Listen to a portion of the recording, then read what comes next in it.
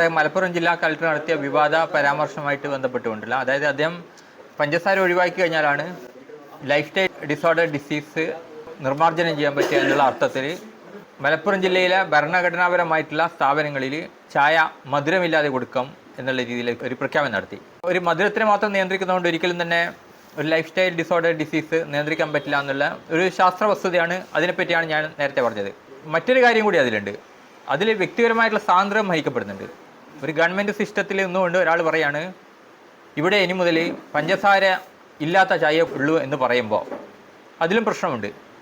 കാരണം അതൊരു അടിച്ചേൽപ്പിക്കലാണ്. പഞ്ചസാര ഉള്ള ചായ വേണ്ടവർക്ക് അത് കൊടുക്കണം, പഞ്ചസാര കുറഞ്ഞ ചായ വേണ്ടവർക്ക് അത് കൊടുക്കണം, പഞ്ചസാര ഇല്ലാത്ത ചായ വേണ്ടെങ്കിൽ അതും കൊടുക്കണം. ഇപ്പോൾ നിലവിൽ പഞ്ചസാര ഉള്ള ചായയും പഞ്ചസാര ഇല്ലാത്ത ചായയും എല്ലാ പ്രൈവറ്റ് പരിപാടിയിലടക്കം കൊടുക്കുന്നുണ്ട്. അത് പ്രത്യേകിച്ച് എടുത്തു പറയേണ്ട യാതൊരു കാര്യമൊന്നുമില്ല. അതിൽ തന്നെ പറയുന്ന ചില കാര്യങ്ങളായിട്ട് ബന്ധപ്പെട്ടുകൊണ്ട് വെളുത്ത വിഷം എന്നുള്ളത് അദ്ദേഹം പ്രയോഗിച്ചണമെന്ന് എനിക്കറിയില്ല.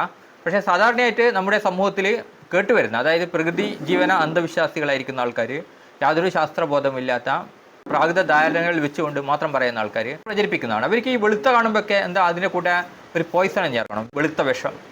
ഈ വെളുത്ത വിഷത്തെ പറ്റി പറയുമ്പോൾ അവർ പാലിനെ വരെ ഉൾപ്പെടുത്തിയിട്ടുണ്ടായില്ല. പാല് വെളുത്ത കളറാണ്, പാല് കുടിക്കാൻ പാടില്ല, മൈദ ഉപയോഗിക്കാൻ പാടില്ല, പഞ്ചസാര അത് ഉപയോഗിക്കാൻ പാടില്ല, വെളുത്ത അരി ഇതൊക്കെ തന്നെ ഉപയോഗിക്കാൻ പാടില്ല, വെളുത്ത വിഷമാണെന്ന് പറയുന്നത്. നമ്മൾ മനസ്സിലാക്കേണ്ടത് ആയിക്കോട്ടെ. എങ്ങനെയായാലും തന്നെ ഏത് സാധനം നമ്മൾ അമിതമായിട്ട് ഉപയോഗിച്ച് കഴിഞ്ഞാൽ പ്രശ്നം തന്നെയാണ്. നമുക്കറിയാം ജീവവായു എന്ന് പറയുന്ന ഓക്സിജനാണ്. നിങ്ങൾ 100% പ്യുവർ ഓക്സിജൻ ഒരു രോഗിക്ക് കൊടുത്തു കഴിഞ്ഞാൽ സ്പോട്ടിൽ മരിച്ചു വീഴും. പ്രകൃതിയിൽ ജീവൻ ഉരുത്തിരിഞ്ഞ തന്നെ ഓക്സിജൻ ഇല്ലാത്ത സാഹചര്യത്തിലാണ്. ഓക്സിജൻ ഉണ്ടെങ്കിൽ അവിടെ ആ സംയുക്തങ്ങൾ അപ്പോഴേ വിഘടിച്ചു പോകും. ജീവവായു എന്ന് പറയുന്ന സാധനം പോലും പ്യുവറായിട്ട് നമുക്ക് തന്നു കഴിഞ്ഞാൽ 100% കറക്റ്റ് ഓക്സിജൻ ആണെങ്കിൽ വടിയാവും. അതുമാത്രമല്ല ഈ അന്തരീക്ഷ വായുവിൽ 100% ഓക്സിജൻ ആണെങ്കിലേ മൊത്തം തീപിടുത്തായിരിക്കും, ഒരു രക്ഷയുണ്ടാവില്ല. ജീവജാലങ്ങൾ ഇവിടെ ഉണ്ടാവില്ല, നമ്മളാരും ഇവിടെ ഉണ്ടാവില്ല. അപ്പോൾ ജീവവായു എന്ന് പറയുന്ന ഓക്സിജൻ പോലും അമിതമായി കഴിഞ്ഞാൽ ഈ പ്രശ്നം ഉണ്ടാകുന്നുള്ള ആദ്യം മനസ്സിൽ വെക്കുക. പഞ്ചസാരയിൽ നമുക്ക് ആവശ്യമാണ്. പഞ്ചസാരയും അരിയാണെങ്കിൽ എല്ലാം തന്നെ ശരീരം ഗ്ലൂക്കോസ് ആക്കിയിട്ടാണ് മാറ്റുക. ഗ്ലൂക്കോസ് എന്ന് പറയുന്നത് നമ്മുടെ വണ്ടിക്ക് പെട്രോൾ ഒഴിക്കുന്നില്ലേ, ലോറിക്ക് ഡീസൽ ഒഴിക്കുന്നില്ലേ, ഇതേപോലെ നമ്മുടെ ശരീരത്തിൽ ജീവൻ നിലനിർത്താനായിട്ടുള്ള ഊർജ്ജം ഉണ്ടാക്കാനുള്ള ഇന്ധനങ്ങളാണ്. ഈ ഇന്ധനത്തിനെ പറ്റിയിട്ടാണ് പറയുന്നത്. പക്ഷേ ഇത് ജാസ്തിയാകുമ്പോൾ അത് സ്റ്റോർ ചെയ്ത് വെക്കുന്നുള്ള വേറെ വിഷയം. നമുക്ക് മൈദയിലേക്ക് തിരിയാം. മൈദേനെ പറ്റിയിട്ടുള്ള ഒരു അന്ധവിശ്വാസമാണ് പ്രധാനം. മൈദ മോശമാണ്, ഗോതമ്പ് നോ പ്രോബ്ലം എന്ന് പറയുന്നു. യഥാർത്ഥത്തിൽ ഈ മൈദ എങ്ങനെ ഉണ്ടാക്കുന്നത്, ഏതിൽ നിന്നാണ് ഉണ്ടാക്കുന്നത്? മൈദ എന്ന് പറയുന്നത് ഗോതമ്പിൽ നിന്ന് തന്നെ ഉണ്ടാക്കുന്നതാണ്. ഗോതമ്പിനെ മൊത്തം പൊടിക്കുന്നു, അതായത് അതിൻ്റെ ജാം, തവിട്, എൻഡോസ്പേം എന്ന് പറഞ്ഞൊരു സെൻട്രൽ ഭാഗം അത് അടക്കം പൊടിച്ചെടുക്കുന്നതിനാണ് ആട്ട എന്ന് പറയുന്നത്. ഈ രണ്ട് സാധനങ്ങൾ മാറ്റി ജമ്മും തവിടും മാറ്റിയിട്ട് അതിൻ്റെ എൻഡോസ്പേം മാത്രം പൊടിച്ചെടുത്തുകൊണ്ട് ഉണ്ടാക്കുന്നതാണ് മൈദ എന്ന് പറയുന്നത്.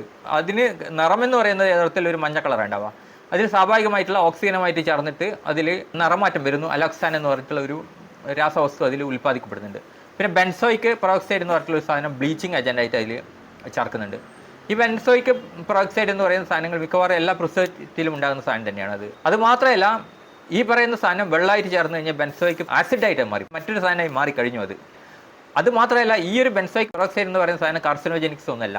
മുഖക്കുരുവിനെതിരായിട്ടുള്ള പരട്ടുന്ന മരുന്നുണ്ടാക്കാൻ ഉപയോഗിക്കുന്ന സാധനമാണ് ബെൻസോയിക് പെറോക്സൈഡ് എന്ന് പറയുന്നത്. അതുപോലെ മറ്റ് പല മെഡിക്കൽ ആവശ്യങ്ങൾക്കും ഉപയോഗിക്കുന്ന ഒരു സാധനം കൂടിയാണത്.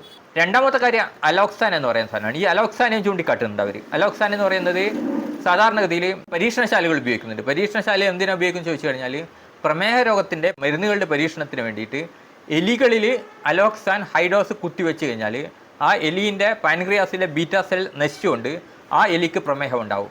എന്നിട്ട് പ്രമേഹത്തിൻ്റെ മരുന്നുകൾ ഈ എലിയിൽ പരീക്ഷിച്ച് നോക്കാൻ വേണ്ടിയിട്ടാണ് ഇത് ഉപയോഗിക്കുന്നത്. അപ്പോൾ എന്തിനാണ് പരീക്ഷണശാലയിൽ അലോക്സിൻ ഉപയോഗിക്കുന്നത് ചോദിച്ചാൽ അത് കൊടുത്തിട്ട് എലിക്ക് പ്രമേഹം ഉണ്ടാവും. അങ്ങനെ പ്രമേഹം ഉണ്ടാക്കിയിട്ടാണ് മരുന്ന് പരീക്ഷിക്കുന്നത്. അപ്പോൾ ഇവർ ഈ വാക്യത്തിനെ ചാടി പിടിച്ചു. അലോക്സാൻ അത് എന്ത് ചെയ്യും, മൈദ അധികം കഴിച്ചു കഴിഞ്ഞാൽ മൈദയിൽ അലോക്സാൻ ഉണ്ട്, അതുകൊണ്ട് പ്രമേഹം പാൻക്രിയാസിലെ ബീറ്റാ സെൽസ് അകരും പ്രമേഹം ഉണ്ടാവും എന്ന് പറയുന്നു. ഇതും അസംബന്ധമാണ്. ഒന്നാമത് അലോക്സാനിക് ആസിഡായിട്ട് മാറുന്നുണ്ട് വെള്ളം ചേർത്താൽ തന്നെ, അത് വേറെ വിഷയം. ഇനി അലോക്സാൻ ഉണ്ടെങ്കിൽ തന്നെ അത് ഒരു മനുഷ്യനെ സംബന്ധിച്ചോളം അയാളുടെ പാൻക്രിയാസിലെ ബീറ്റാ സെൽസിനെ ഡാമേജ് ചെയ്യണ്ടെങ്കിൽ എന്ത് വേണം? എലി എന്ന് പറഞ്ഞ ചെറിയ ഒരു ജീവി മാത്രം. ഇത്രയും അലോക്സാൻ, അതായത് മനുഷ്യൻ്റെ ഡാമേജ് ആകുന്ന രീതിയിലേക്ക് അലോക്സാൻ കിട്ടണ്ടെങ്കിൽ അത് ഒറ്റ ഡോസ് കിട്ടണം. യഥാർത്ഥത്തിൽ എലികളിൽ പോലെ മനുഷ്യനിൽ പ്രശ്നം ഉണ്ടാക്കണ്ടെങ്കിൽ ഒരു സമയത്ത് കിട്ടണ്ടെങ്കിൽ ചാക്ക് കണക്കിന് മൈദ കഴിക്കേണ്ടി വരും.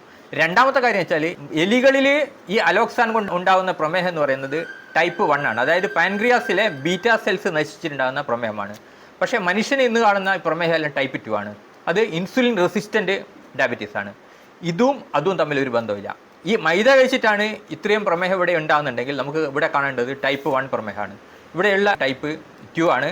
രണ്ടാമതെന്ന് പറയുന്നത് ടൈപ്പ് 2 പ്രമേഹം ഉണ്ടാകുന്നത് ഈ പറഞ്ഞ പോലെയുള്ള കാലറി ഇന്ന് നമുക്ക് കിട്ടുന്ന ഊർജ്ജത്തിൻ്റെതും നമ്മൾ ഊർജ്ജം ഉപയോഗിക്കുന്നതും തമ്മിലുള്ള ആ ഒരു റേഷ്യോയുടെ പ്രശ്നം ഉള്ളതുകൊണ്ട് അമിതമായിട്ട് വരുന്ന ഈ ഊർജ്ജത്തിനെ കലോറി ആയിട്ട് മാറ്റുന്നു. മറ്റൊരു കാര്യം പറയുന്നത് മൈദ എന്ന് പറഞ്ഞാൽ പറ്റിപ്പിടിക്കുന്ന സാധനമാണ്. അതുകൊണ്ട് നമ്മുടെ വയറ്റിൽ അത് പറ്റിപ്പിടിച്ചുകൊണ്ട് പ്രശ്നങ്ങൾ ഉണ്ടാക്കുന്നവരെ. പക്ഷേ മൈദ എന്ന് പറയുന്നത് ആ ഒരു ഫോമിൽ വെള്ളം ചേർത്ത ആ ഒരു ഫോമിൽ മാത്രമേ പറ്റിപ്പിടിക്കൂ. മൈദ കൊണ്ട് പൊറോട്ട ഉണ്ടാക്കി കഴിഞ്ഞാൽ ആ പൊറോട്ട കൊണ്ട് നിങ്ങൾക്ക് പോസ്റ്റ് ഒട്ടിക്കാൻ പറ്റില്ല. വായിലിട്ട് തന്നെ ഉമിനീരിൽ അമിലോസായിട്ട് ചേർന്നിട്ട് അവിടെ ഒരു കെമിക്കൽ ചേഞ്ചസ് വന്നു കഴിഞ്ഞു. പിന്നെ നമ്മൾ പ്രധാനമായിട്ട് മനസ്സിലാക്കേണ്ട ഒരു കാര്യം കൂടി പറഞ്ഞാൽ, മൈദ ആട്ട എടുത്തു കഴിഞ്ഞാൽ ആട്ടയിൽ 340 കാലറിയാണ്. എത്രയാണ്? 100 ഗ്രാമിന്. മൈദയിലെ കാലറി എന്ന് പറയുന്നത് 363. ചെറിയ വ്യത്യാസമേ ഉള്ളൂ. ചോറിനേക്കാളും ഗോതമ്പും മൈദയും തമ്മിലുള്ള വ്യത്യാസം ചെറുതാണ്. പിന്നെ പോഷക ഇല്ല എന്ന് പറയുന്നു. ആട്ടയിൽ വരുന്ന 85% മൈദ തന്നെയാണ്. അതിൻ്റെ കൂടെ 5% തവിട്. ഗോതമ്പെന്ന് 5% തവിടും ജേംസും മാറ്റി കഴിഞ്ഞാൽ 85% വരുന്ന മൈദയായി. ഇത് തമ്മിൽ ഒരു വ്യത്യാസമില്ല.